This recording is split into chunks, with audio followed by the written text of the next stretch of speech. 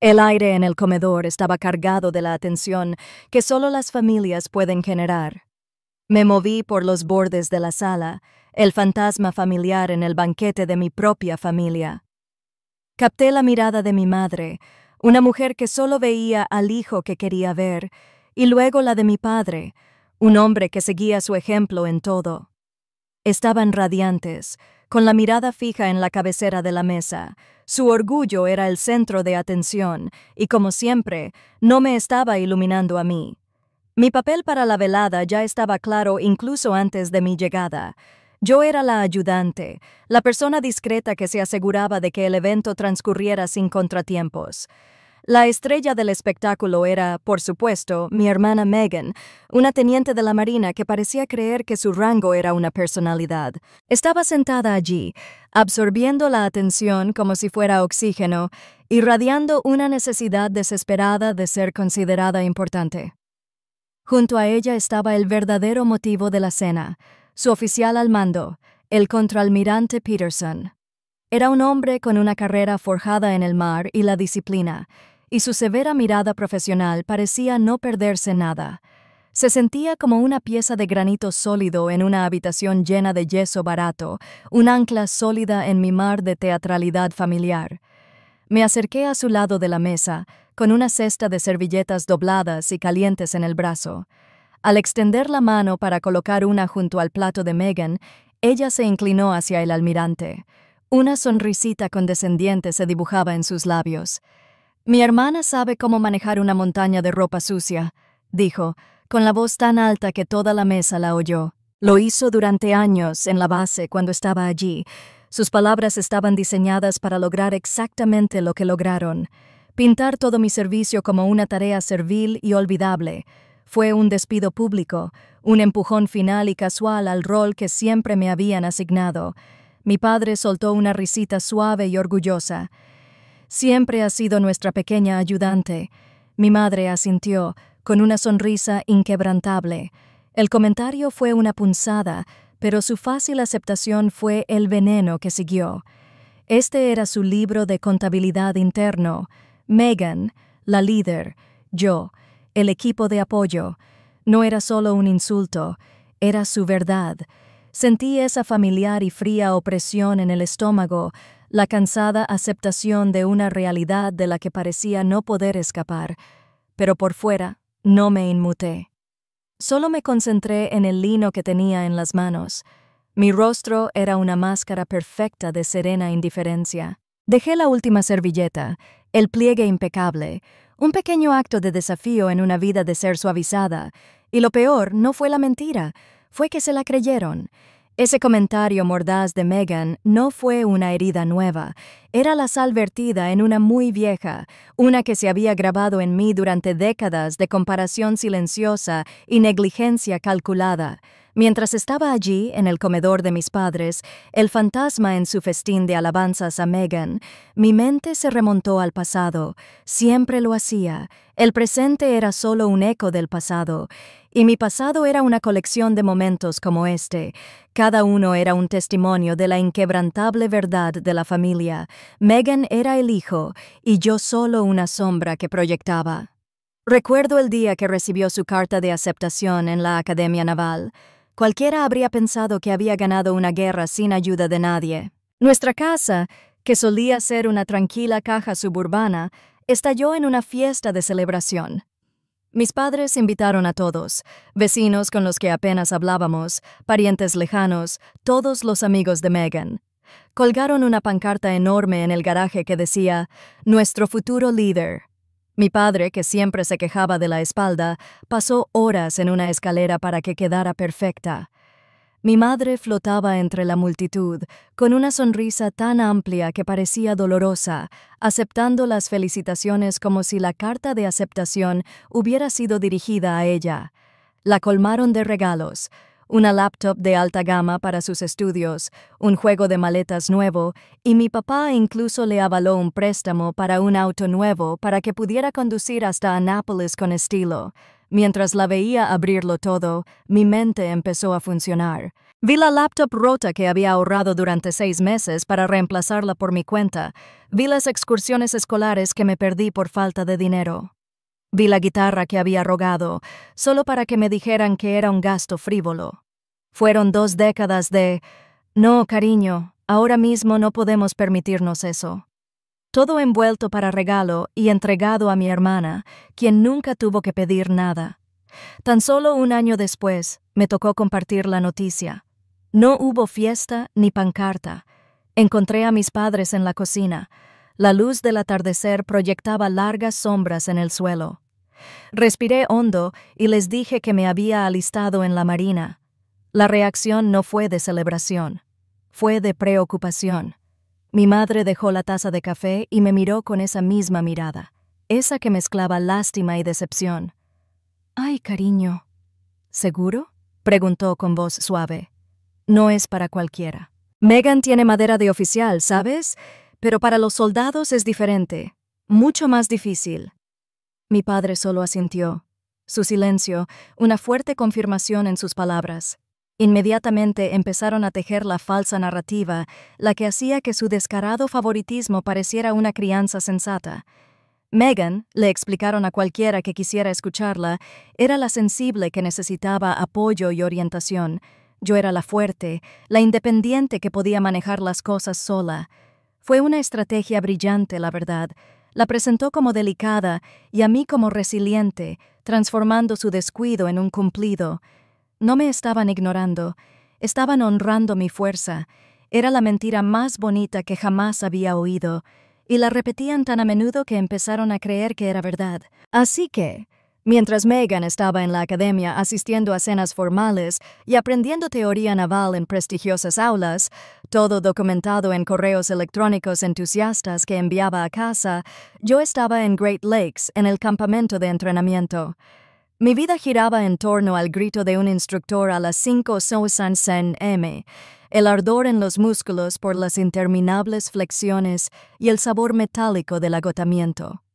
Estaba aprendiendo disciplina no con un libro de texto, sino con mi espíritu quebrantado y reconstruido en algo más fuerte. No escribía casa sobre las dificultades. Sabía que solo lo verían como prueba de que había tomado la decisión equivocada, de que estaba teniendo dificultades para llevar la vida que mi hermana había nacido para llevar. Nunca olvidaré una llamada. Estaba en mi primer despliegue, llamando desde un puerto ruidoso al otro lado del mundo. Mi madre pasó 20 minutos hablando del último proyecto estratégico de Megan, un trabajo que estaba escribiendo sobre historia naval.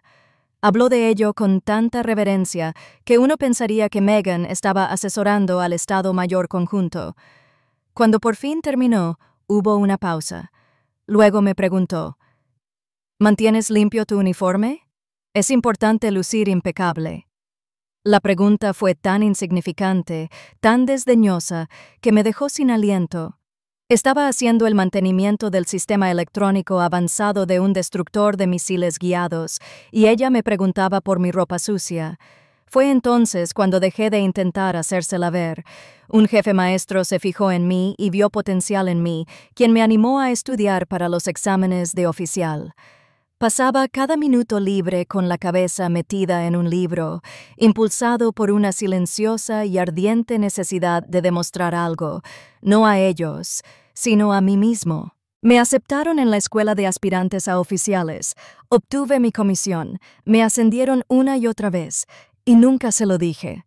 Sabía con absoluta certeza que nunca me creerían o, peor aún, que encontrarían la manera de que mi logro fuera una nota al pie en la historia de Megan. «Qué bien», decía mi madre. El oficial al mando de Megan dijo que ella también iba camino de un ascenso temprano. Acostada en mi litera en un portabebés al otro lado del mundo, me di cuenta de que nunca me preguntarían por mi vida porque ya habían escrito mi historia. En aquella cena viendo Megan Pin, decidí que era hora de una nueva autora. El punto de inflexión no llegó con un trueno ni una dramática promesa de venganza. Llegó silenciosamente un martes por la tarde en forma de mensaje de texto a mi teléfono. Era de Megan. Leí las palabras en la pantalla, con el pulgar sobre el texto brillante. «Mi compañero viene a cenar el sábado. Por favor, intenta verte presentable». Y no hables de la Marina. Será vergonzoso. Lo leí una vez, luego dos. El familiar escozor de la humillación estaba ahí. Pero esta vez, algo más surgió con él. Una calma profunda y cristalina. El insulto fue tan puro, tan condescendiente, que se convirtió en un catalizador. Fue la llave que finalmente abrió la jaula. En ese momento, un interruptor fundamental activó mi mente. Durante años, había intentado ganar un juego amañado en mi contra, buscando el amor y la aprobación de personas incapaces de dármelos. Entonces me di cuenta de que tenía que dejar de seguirles el juego y empezar a seguir mis propias reglas. No iba a reunir recibos ni a preparar un discurso. No iba a pelear. Mi plan era mucho más simple y efectivo. Iba a aparecer, iba a ser educado, iba a existir como mi yo auténtico en su presencia por primera vez. Sabía del contraalmirante Peterson. Su reputación de estricto con el protocolo era legendaria. No necesitaba un plan. La Marina ya tenía uno para mí. El sábado por la noche comencé a prepararme. Fue una preparación diferente a todas las anteriores. No intentaba elegir un atuendo que les diera su aprobación o que me vieran de otra manera. Este ritual no era para ellos en absoluto. Era para mí. Elegí un blazer sencillo y elegante y unos pantalones a medida, profesionales, sobrios y seguros. Cada movimiento era deliberado. Desde la forma en que me ajusté el reloj hasta la forma en que me miré en el reflejo, vi a una mujer que había comandado marineros, que había tomado decisiones de vida o muerte en medio del océano, que se había ganado su lugar en el mundo. Ya no era la niña que esperaba una palmadita en la cabeza. El camino a su casa fue tranquilo. Los caminos familiares que solían llenarme de pavor ahora parecían asfalto y árboles. La ansiedad había desaparecido, reemplazada por una especie de sereno desapego, como un científico a punto de observar una reacción química predecible. No iba a una cena familiar para que me juzgaran. Era un contraalmirante que asistía a un evento social donde estarían presentes mi hermana, una teniente, y su comandante. Los hechos eran los hechos. Sus opiniones se habían convertido en un ruido de fondo irrelevante, y el silencio en mi coche se llenaba de la tranquila confianza de saber la verdad. Entré en su entrada y estacioné el auto, mirando la puerta principal que me resultaba familiar. Pensé en mi carrera, en los años de sacrificio y trabajo duro de los que ellos no sabían nada. No necesitaba alzar la voz ni las pruebas de la cárcel. Mi vida entera era la prueba. Tenía mi rango. Tenía mi historial, y yo tenía una familia que había pasado 20 años subestimándome. Solo me quedaba entrar y dejar que las leyes de la gravedad y el protocolo militar hicieran el resto. Regresé a mi asiento en el extremo de la mesa, con el eco del comentario de mi padre sobre el pequeño ayudante aún flotando en el aire.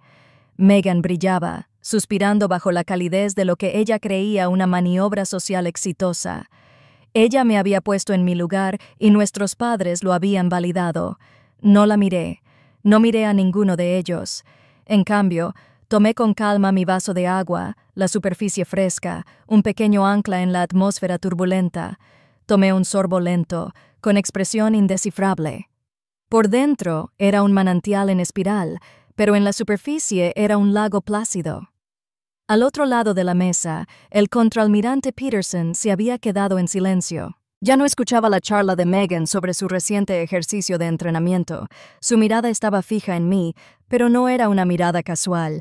Era una mirada de intenso escrutinio, el ojo experto de un oficial de carrera evaluando una situación que no cuadraba. Tenía el ceño ligeramente fruncido y la cabeza ladeada. Estaba repasando mentalmente rostros y nombres, intentando ubicarme. Mi familia, ajena a todo, continuó su conversación ligera durante la cena, completamente ajena a las placas tectónicas que se movían justo debajo de ellos. De repente, el almirante se inclinó hacia adelante, y su movimiento interrumpió la anécdota de mi padre sobre su juego de golf. Su voz no era fuerte, pero tenía un tono autoritario que atravesaba el ruido de la habitación. «Disculpe, señora», dijo, con la mirada fija en la mía. «Me resulta increíblemente familiar», dijo Davis. La palabra señora cayó con un ruido sordo. Vi la sonrisa de mi madre desvanecerse por un instante de confusión. ¿Por qué un almirante me llamaría señora? La expresión petulante de mi hermana se tensó, un destello de molestia porque la atención se había desviado de ella. Abrí la boca para dar una respuesta simple y evasiva, pero no tuve la oportunidad. En un instante, vi cómo Peterson calculaba todo. Fue una rápida cascada de expresiones, un destello inicial de reconocimiento, un parpadeo más profundo de concentración, y luego una repentina y sorprendente apertura de los ojos. Era la mirada de un hombre que se daba cuenta de que estaba en la habitación equivocada, hablando con la gente equivocada y cometiendo un error monumental de protocolo. Las piezas del rompecabezas no encajaron por sí solas, encajaron con la fuerza de una revelación. Se movió. El roce de su silla contra el suelo de madera fue violento en la habitación repentinamente silenciosa. No se levantó sin más. Se puso de pie con una rapidez y una postura rígida que lo distinguían de todo civil. Fue un movimiento fruto de décadas de disciplina militar, una corrección instintiva e inmediata a un profundo error. Se mantuvo firme junto a una mesa de comedor suburbana, con su figura de más de 1,80 metros de altura, sobresaliendo como una imponente figura. La historia de mi padre se le ahogó en la garganta. Mi madre se quedó paralizada. Tenía un panecillo a medio camino de la boca. El mundo entero se detuvo. Entonces él habló. Su voz era clara, formal y resonante, con una autoridad que no dejaba lugar a interpretaciones. «Disculpe, almirante, no lo reconocí de civil. Contraalmirante Peterson, señora». Hizo un gesto brusco y decidido, con el tipo de gesto respetuoso que un subordinado le hace a un oficial de alto rango. La palabra almirante resonó en el silencio sepulcral. No era una pregunta. Era la constatación de un hecho, una corrección a la falsa realidad de toda la noche. En ese momento, el único sonido fue el tintineo del tenedor de mi padre al resbalarse de sus dedos aturdidos y golpear su plato de cerámica. Era el sonido de su mundo desmoronándose. El rostro de mi madre, con la mandíbula desencajada, era un retrato perfecto de la incredulidad. Y el de Megan, un lienzo de horror absoluto. La sangre le abandonó tan rápido que adquirió un pálido color ceroso. Su boca se abrió de par en par y su pecho se quedó inmóvil. Literalmente, se olvidó de respirar. Dejé que el silencio se prolongara un instante más, dejando que todos se ahogaran en él. Entonces miré al almirante, que seguía de pie, rígido y firme. Le di una pequeña sonrisa tranquila. «Está bien, almirante», dije con voz tranquila y amable. «Por favor, siéntese. Esta noche es informal. Mi serenidad, mi total falta de sorpresa, impactó más a mi familia que la revelación misma. Me miraron como si fuera un extraño, lo cual supongo que era. Luego, lentamente, giré la cabeza para mirar directamente a mi hermana por primera vez en toda la noche. Sostuve su mirada amplia y aterrorizada, aunque añadí, con la voz aún baja, pero ahora helada. Veo que mi hermana olvidó mencionar mi ascenso en su última carta. El último atisbo de vida desapareció de sus ojos, reemplazado por una mirada vacía y vacía de absoluta devastación. Y en el silencio resonante no sentí rabia ni victoria.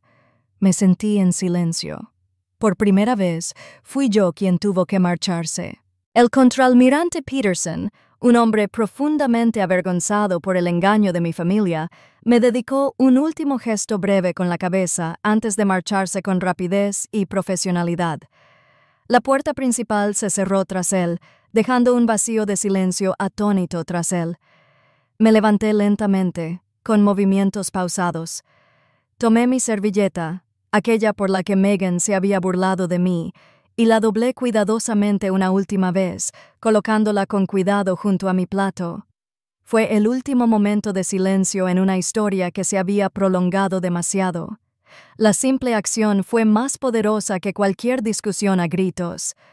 «¡Eres un almirante!». Mi madre finalmente tartamudeó, con las palabras atoradas en la garganta. Su rostro no reflejaba orgullo ni asombro. Era una máscara de puro horror, como si acabara de confesar un crimen terrible en lugar de toda una vida de logros. No miraba a su hija triunfante, miraba a la persona que acababa de destruir su cómoda y cuidadosamente construida realidad. No le di ninguna explicación, no le di la satisfacción de discutir.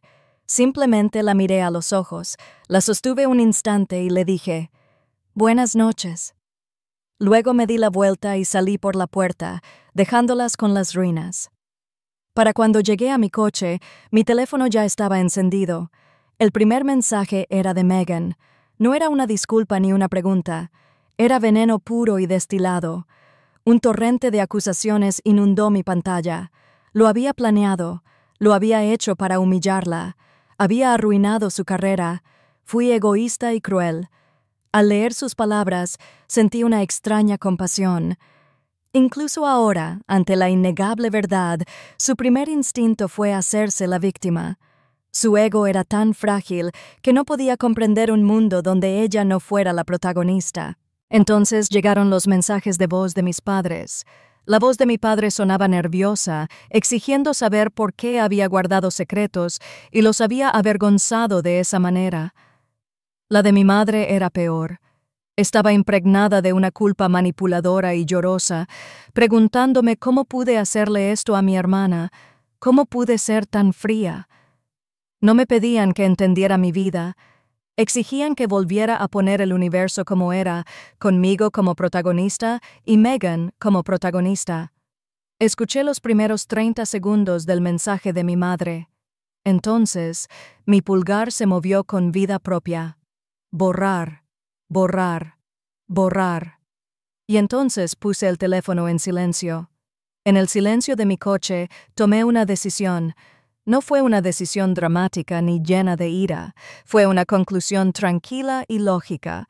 Estaba harto de las explicaciones que nunca escucharían, harto de las disculpas que nunca recibiría, harto del papel que nunca me dejarían abandonar. Dejar de tener contacto no fue un castigo para ellos, fue un acto de liberación para mí. Fue la primera vez en mi vida que elegí mi propia paz por encima de su comodidad, y el silencio que siguió fue como una larga y profunda respiración purificadora. Un año puede parecer una eternidad o una sola exhalación pacífica. Para mí, fue esto último. El ruido de mi pasado se desvaneció, reemplazado por el zumbido tranquilo y constante de una vida que había construido para mí, a miles de kilómetros de su asfixiante órbita. La ira se disolvió, dejando tras de sí no una cicatriz, sino una sensación de calma profunda e inquebrantable. Por fin había escapado de su gravedad. Me encuentro en el puente de mi barco justo antes del amanecer. El cielo está pasando del negro tinta a un suave púrpura amoratado, y el mar es una lámina de cristal oscuro debajo. El zumbido sordo de los motores es una presencia constante y tranquilizadora. Mi equipo se mueve a mi alrededor con una eficiencia discreta y practicada. Me respetan no por mi apellido ni por mi parentesco, sino por mi rango y las decisiones que tomo. Me respetan porque me lo he ganado. Esto es real. Este propósito compartido y discreto es más familiar que mi familia real. Mi oficial ejecutivo se acerca y me ofrece una taza de café, solo, justo como me gusta. Me da un breve informe sobre nuestro rumbo y hablamos de las operaciones del día. Me ve a su comandante, a su colega, a un líder. No ve a un ayudante ni a alguien que sepa cómo manejar una montaña de ropa sucia. En estos pequeños momentos de respeto mutuo, mi contabilidad interna finalmente se equilibra. Las viejas deudas de dolor y abandono se borran, pagadas en su totalidad con el dinero de una vida plena, una vida que yo mismo elegí. Oí hablar de ellas, por supuesto. Un amigo de casa lo mencionó de pasada. La carrera de Megan se había estancado por completo. Resultó que la historia de esa cena había circulado en ciertos círculos navales. La reputación de embellecer y faltarle el respeto a un oficial superior, incluso a una que era tu hermana, era una mancha que no podía quitar. Mis padres, me dijeron, Eran iguales. Vivían en la misma casa, su mundo solo un poco más pequeño, un poco más tranquilo ahora que su estrella se había apagado. Solo les quedaba la verdad. La Navidad pasada llegó una tarjeta. Estaba dirigida, con la letra vacilante de mi madre, al almirante Davis. Usaban el título como si fuera una palabra extranjera que se vieron obligados a aprender. Un último intento desesperado por aferrarse a algo de mí. La miré un momento al ver el nombre desconocido que habían escrito, y no sentí nada.